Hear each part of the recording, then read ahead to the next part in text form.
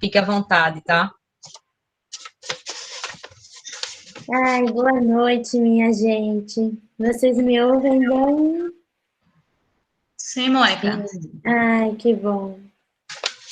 Para mim é uma imensa alegria estar aqui com Karina, Marcela, Eve, professora Maria José. Outras pessoas que eu vi, Wagner, Socorro, né? Tô vendo assim, não vi todo mundo. É uma honra fazer parte desse grupo. É uma honra ser considerada como de Recife. Olha só que coisa especial, meu Deus do céu. Sabe que em algum lugar, em algum momento da vida, ainda vou morar em Recife, né? Vou morar em Recife. Tenho conversado, já conversei algumas vezes isso com o Léo. Então, quem sabe esse não é um sonho que eu vou conseguir realizar. Quando Karina entrou em contato, e Marcela também, e me convidaram a apresentar um livro, eu falei, uau! Aí eu não tinha entendido direito, e peço desculpa, me atrapalhei Karina e Marcela, dei trabalho a elas, e acho ótimo elas terem sido sinceras e disseram, não pode, tem que ser aquilo que a gente está aqui organizando. Isso me mostra que a gente tem diálogo, já partimos do primeiro ponto do que é diálogo. É um espaço de intimidade, né? De conexão. Eu, assim como Hebe, também fiquei aqui na hora de qual livro vou, né? Qual? E aí me dou conta que a professora Maria José, a Hebe e eu escolhemos 3 livros da Palas Atena, que é um lugar muito legal, né? Para pensar e sistematizar e organizar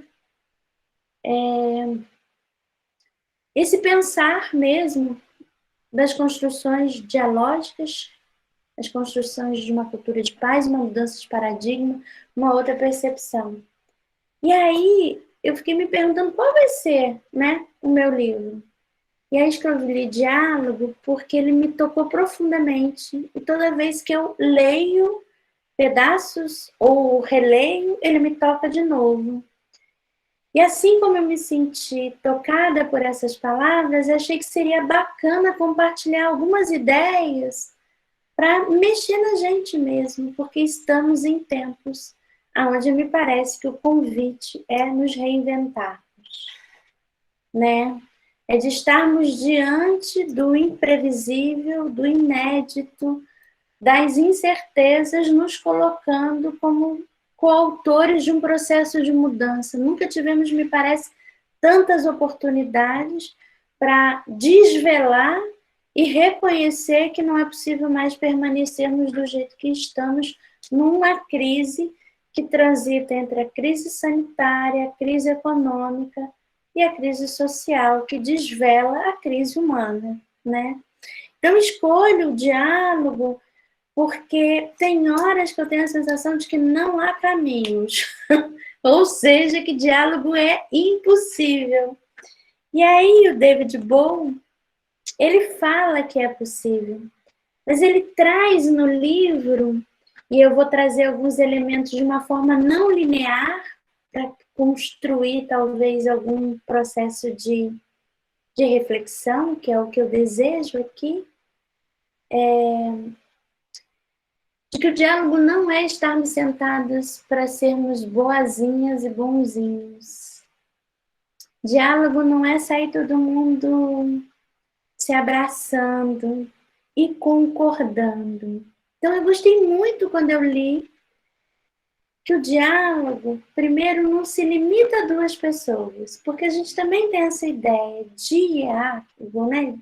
2 pessoas sentadas conversando para chegar num lugar que todo mundo concorda. E aí, para inspirar essa nossa conversa, tem um trecho do livro que é muito parecido com o que o Paulo Freire fala, e eu gosto dessa comparação que a Hebe fez, que é isso mesmo. A gente precisa olhar para os nossos saberes, né? Os saberes do Brasil, dos Brasis, que habitam nessa terra e em nós. E aí ele conta um pedaço do livro. Ele é um físico, né? É bem legal falar isso. Então ele dá vários exemplos da física mesmo para construir o entendimento dessa rede de convivência, né? De como é que a gente constrói relacionamentos. E aí nessa história ele diz que uma tribo de índios norte-americanos tem como prática sentar e conversar. É um grupo de pessoas que vai falando aquilo que precisa ser falado, vão se escutando, e eles não têm como proposta tomar uma decisão. E eu achei isso maravilhoso para a gente começar a nossa ideia de diálogo. Não se senta para se escutar e falar porque a gente tem uma agenda pré-determinada. Que o bom diálogo se constrói sistematicamente. Então, essa tribo se reunia com frequência para fazer o exercício de falar sobre, de pensar a respeito. E nessa dinâmica, as pessoas vão conseguindo acessar suas sabedorias. E eu sinto muito isso quando eu sento em círculo para dialogar. Que cada vez que alguém é convidado a partilhar, a trazer sua vivência, sua experiência, sem ter que ter uma meta, a um resultado a alcançar, as pessoas se conectam com o melhor que tem dentro de si, ou seja, produzem um diálogo interno.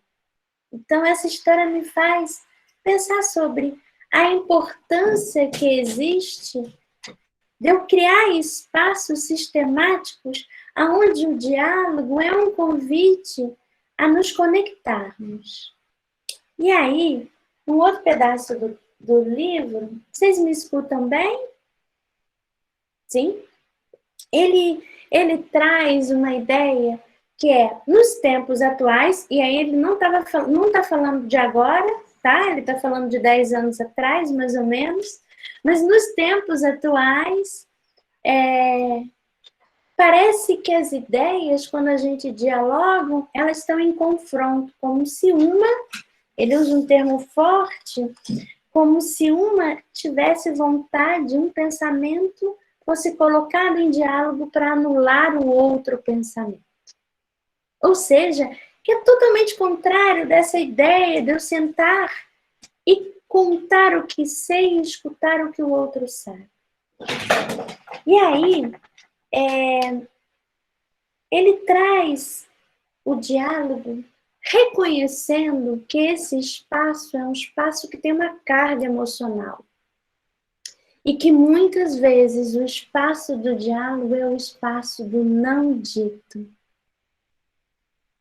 Daquilo que vem junto e que não é traduzido em palavras, apesar de diálogo significar dar sentido através das palavras.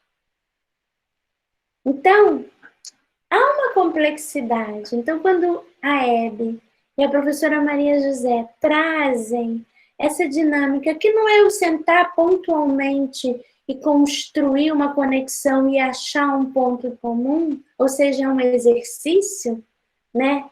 É um exercício consciente de mudar um paradigma. Quando elas trazem isso, isso dialoga muito alinhado a essa proposta de construir uma concepção de diálogo que conceba estas nuances e que não crie no nosso imaginário que sentar e conversar, sentar e falar, vocês congelaram para mim. Vocês estão me ouvindo? Sim, perfeitamente. Pessoal? Sim, estamos, professor. Acho que é alguma coisa lá nela. É, alguma coisa lá. Voltei. Voltou, aqui tá normal, perfeito. Ah, tá, porque vocês congelaram para mim, então eu percebi que aconteceu alguma coisa comigo. Foi da sua. Voltou, Mônica. Tá.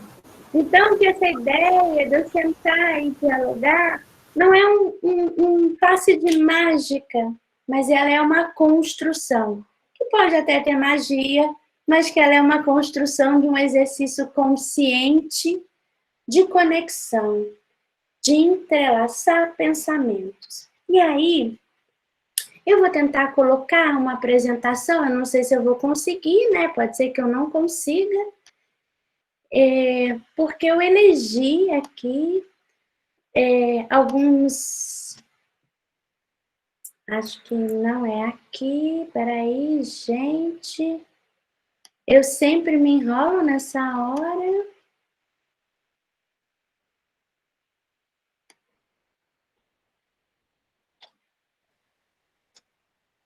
Ai, não tô conseguindo, gente. Ah, queria muito botar aqui. Ô, Mônica, você gostaria de compartilhar comigo via WhatsApp? E aí eu posso abrir Eu aqui. quero. Eu quero. Pode me enviar. Ou WhatsApp ou no e-mail. Tá. Eu tinha feito tão direitinho, sabe? Para eu não me enrolar nessa hora. Mas é óbvio que me enrolei, né?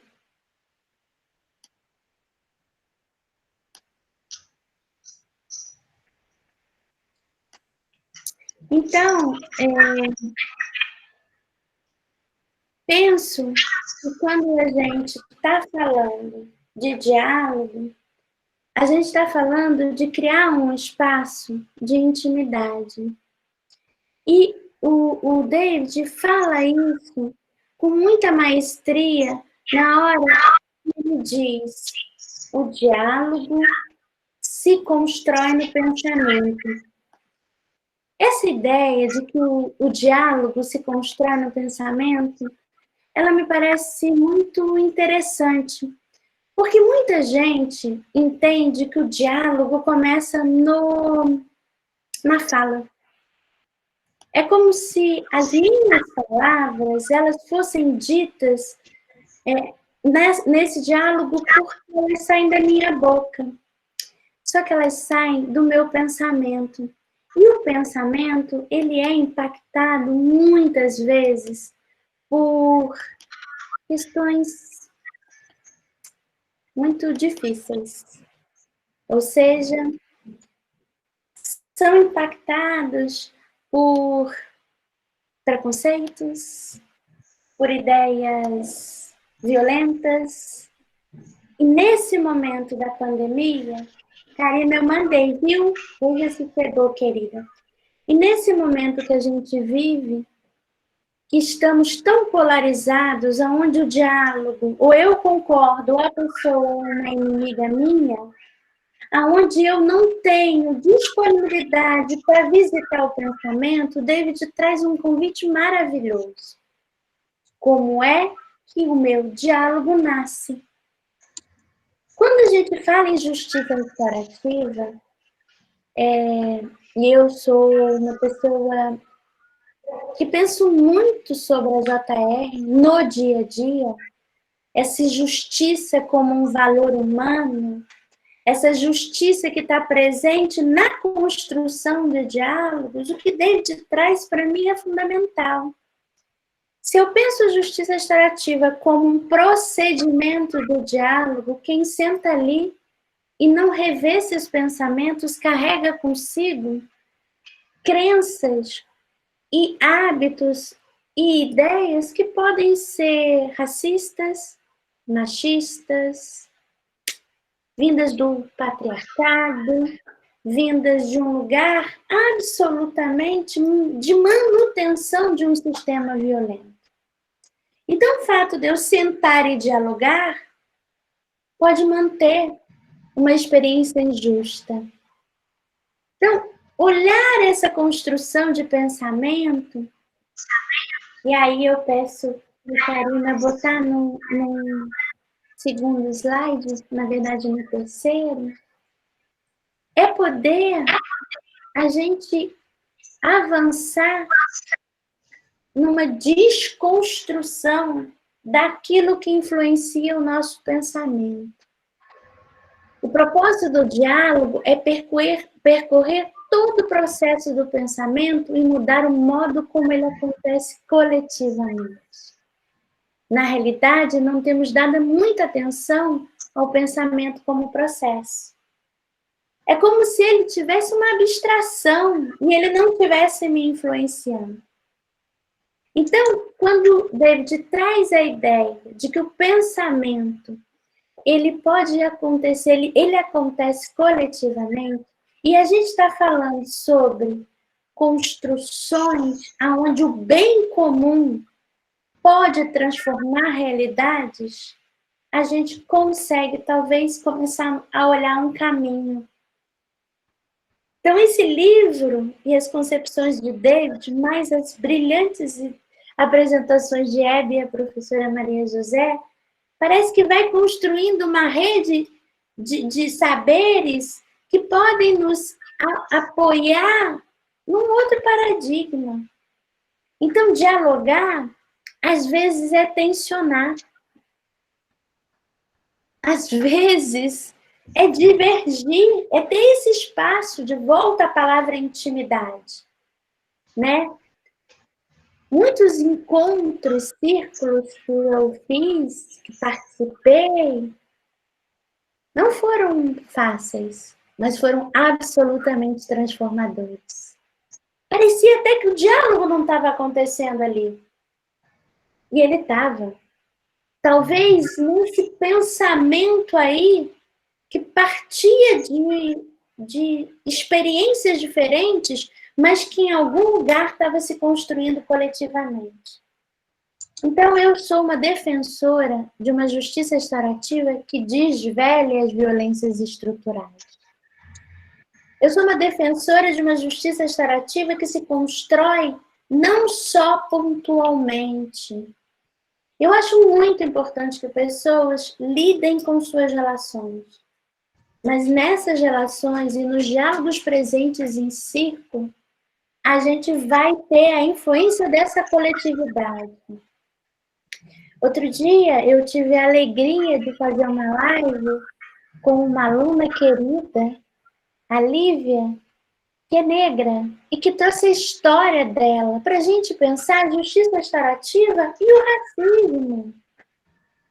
E a sabedoria ancestral da negritude que não está presente no JR, porque ainda temos muita reverência às construções fora do nosso país e pouca reverência às construções daquilo que a gente está fazendo aqui agora, do que Recife faz lindamente, né?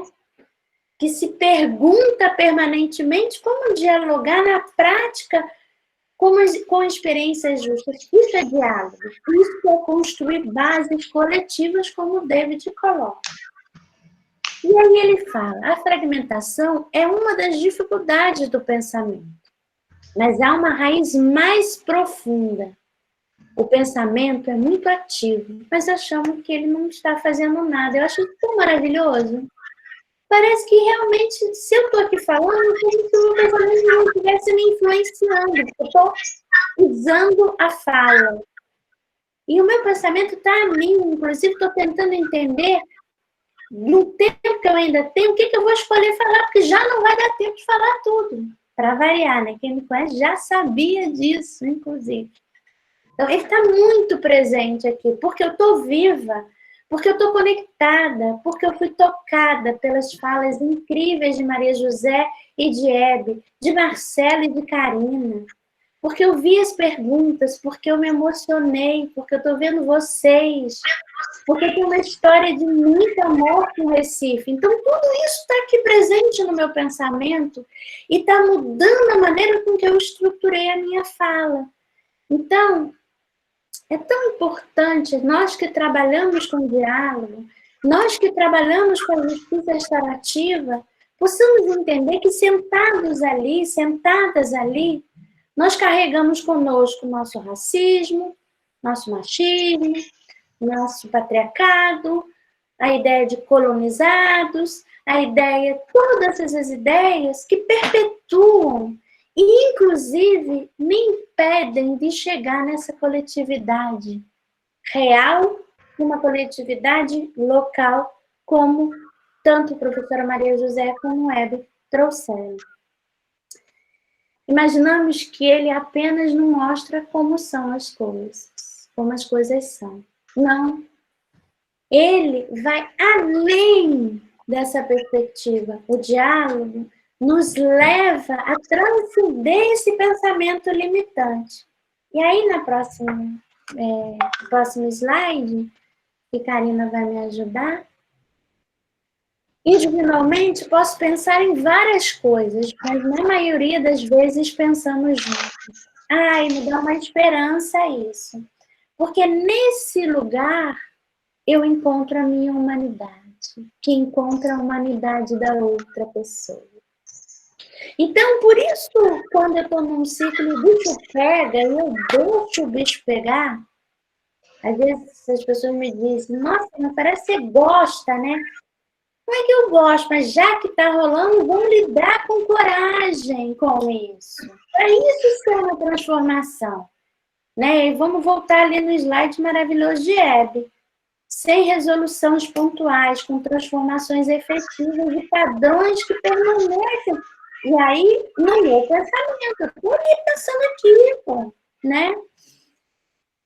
A maioria dos pensamentos vem da base coletiva, a linguagem é coletiva, a maior parte dos nossos pressupostos básicos vem da sociedade. E eu escolhi isso de propósito agora, porque a gente está vivendo uma pandemia, como disseram pessoas antes de mim, com se intensificou a fragilidade, o conflito, a vulnerabilidade, a desigualdade, a injustiça.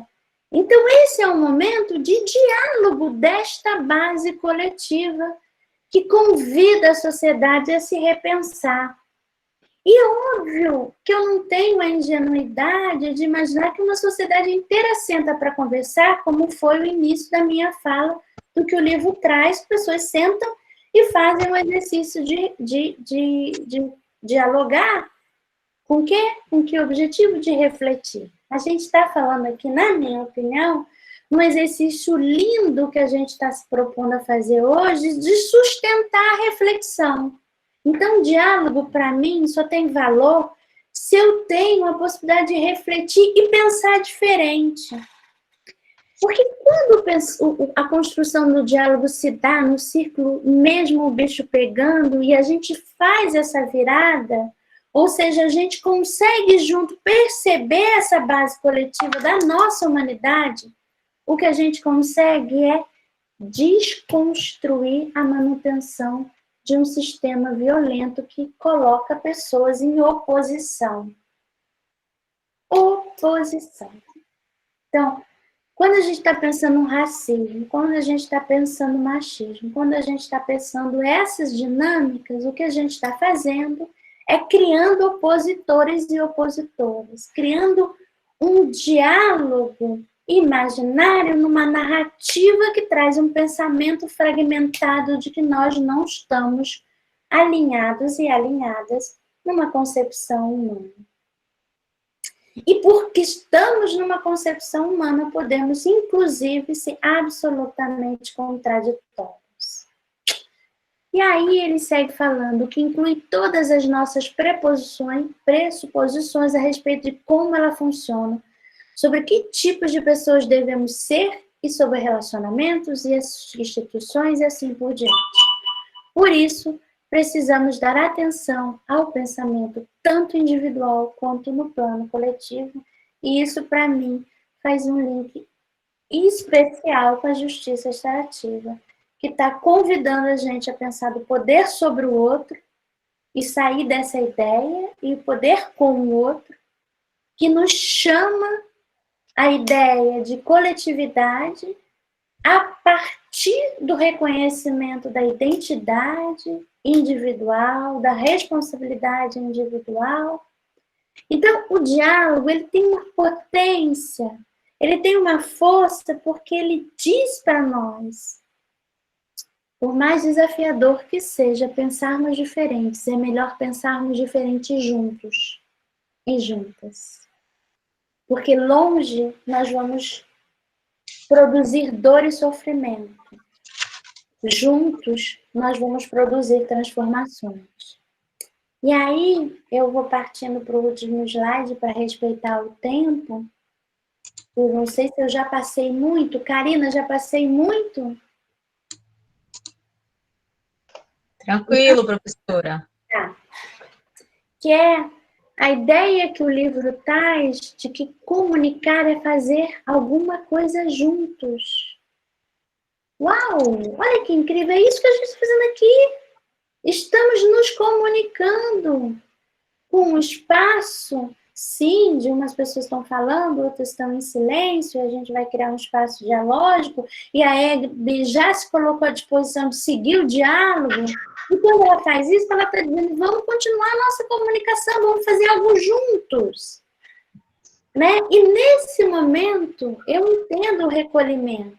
Outro dia eu gravei um vídeo sobre recolhimento, porque as pessoas estão precisando se cuidar, como disse a professora Maria José, você não sabe se trabalha, você não, né, qual é o formato, como é que é isso, né? As pessoas estão trabalhando 12, 14 horas, porque se perdeu o público e o privado, a intimidade, né, e as conexões, mas, independente disso, cuidando disso, como a gente pode honrar a construção de um outro diálogo, o diálogo social, que eu adoro, que é se comunicar, se fazendo alguma coisa juntos. E aí é interessante, porque eu adoro o Jean-Paul Lederac, eu estou lendo de novo Imaginação Moral, que é incrível dele, né? E ele traz 4 histórias no início do livro para nos ajudar a pensar e se fazer, o fazer da construção de paz. O que é a construção dialógica? Ela passa por uma ação. E aí, para fechar, num dado momento do livro, no final, ele fala desse pensamento que está na base do diálogo. Estou querendo muito que a gente fale sobre esse pensamento, porque o meu diálogo está calcado num pensamento individual e coletivo. E aí, durante muito tempo, em algumas comunidades humanas, como ele chama, se construiu o diálogo a partir do pensamento participativo, ou seja, participativo que ele chama como a ideia de compartilhar, o sentido de unidade e identidade humana. Então, nosso pensamento durante muito tempo foi influenciado dessa forma. E aí, a gente foi entendendo que porque era um pensamento participativo, ele fala que nos inclui no todo e somos parte. Então, a ideia desse pensamento compartilhado. Um pensamento, inclusive, que nos faz entender a importância da nossa contribuição, a importância da nossa atuação, a importância da construção de um outro ser e fazer. Só que ele ressalta isso, que isso não é a felicidade plena, porque ele dá alguns exemplos, que somos todos e todos vamos pensar igual, e todos pensando igual vamos fazer as mesmas besteiras, então não é esse o caminho, né? Ele propõe que a gente entenda que durante um tempo, após esse tempo de muitos e muitos, muitas milhões de anos, a gente começou a pensar literalmente, ou seja, a ideia de que literalmente eu descrevo as coisas. Então, isso mostra um pensamento mais objetivo, mais prático, mais técnico e talvez possa ajudar a convivência. O que ele conclui é que a gente precisa fazer um mix.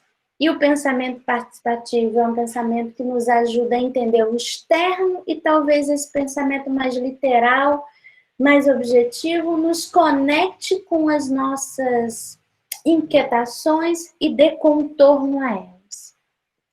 Só que estes pensamentos, né, que vão se transformando e que hoje a gente usa mais o pensamento literal, ele impacta em 3 dimensões, e essas dimensões talvez nos coloque sem saber direito como construir diálogos. Então, ele fala de uma dimensão do indivíduo, né? Então, que é esse indivíduo que pensa, que se percebe e que entra em questão com as perguntas que Maria José nos traz no início, na apresentação dela, quem está disposto e disposta a abrir mão de seus pensamentos, desejos, crenças, saberes e fazeres, que é uma ótima pergunta.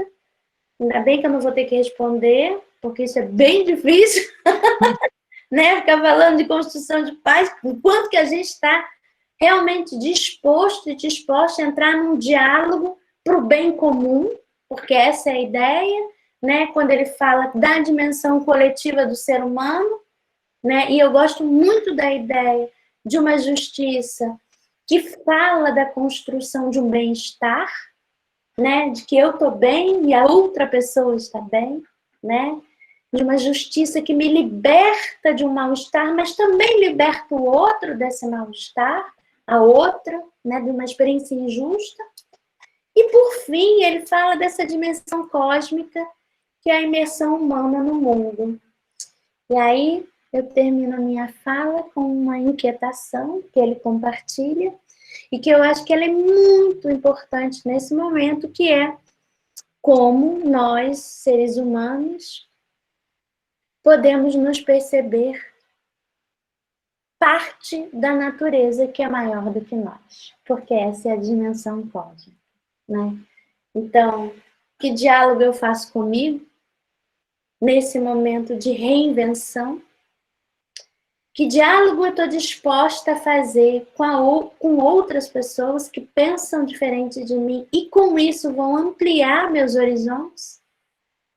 E que diálogo que eu quero fazer com essa dimensão cósmica, que é essa natureza, que através de um vírus invisível, mas bastante visível e real, né, está nos fazendo repensar.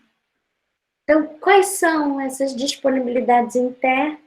Tudo isso, esse livro traz muito mais.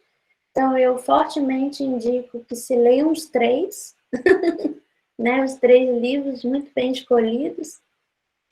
Encerro minha participação aqui para poder dar espaço aos diálogos e agradeço porque tenho profunda admiração por Hebe, profunda admiração. Hebe e o pessoal, Kátia, Rita, Cíntia, Ives, Fátima, Eliette, Socorro. Quem mais? Quem mais da nossa turma? Bruno. Quem mais, Hebe, me ajuda? Ai, Vitória. Vitória. Nossa, tanta gente. Neves Maria. Neves Maria, isso. Tanta gente. Jana, Adriana. Adriana. Beth. Nossa, tanta gente potente. Carol, Dani Sátiro. Tá bom. Né? Então, tem admiração, porque quando falo dessas pessoas, Marcelo Perisório, nossa, assim, né? Quando eu falo dessas pessoas, essas pessoas estão construindo diálogos potentes, de uma JR, que é uma filosofia, é um pensar o mundo. Não me identifico com uma JR pontual, que se traduz num círculo, que ali naquele momento se espera toda uma dor ser transformada em aprendizado, que não tem comunidade de apoio, que não tem rede. Então eu me alinho lindamente com a JR de Recife, então é uma honra estar aqui. Marcelo, um presente o nosso encontro, minha querida, um presente, esse bonde Que maravilha, adorei a ideia de um bonde que traz movimento, que traz conexão. O bonde no Rio de Janeiro é uma coisa linda, né? Lá em Santa Teresa. Eu estou em São Paulo, mas eu sou carioca, né? Aquele bonde que vai todo mundo meio que se segurando, vai junto, vai balançando, sabe? Tem que ter uma flexibilidade, tem que fazer um jogo de cintura, né? Então, eu encerro a minha fala falando da alegria de estar junto e junto com vocês. Obrigada. Tem que aplaudir virtualmente. Muito bom. Maravilha, professora Mônica, muito obrigada. Fico lisonjeada demais e o sentimento é de gratidão mesmo. Inexplicável, né? Todos estão aqui comentando no chat, né, sobre as maravilhosas apresentações. Então, acho que além do que eu falo e do que Marcela está falando aí também, o público que está ouvindo, né, e assistindo aqui tem todo espaço. E considerando esse espaço, né, a gente vai abrir agora o diálogo, que é tão importante e é um dos objetivos do nosso encontro. E, inicialmente, a gente tem, né, 2 perguntas, ou são 3, eu anotei aqui. A Catarina Monteiro, né, que está na ordem. Depois a gente tem o Lívio, que prefere falar por áudio e câmera, isso é maravilhoso. Catarina, você quer perguntar por abrir sua câmera ou você quer só pelo texto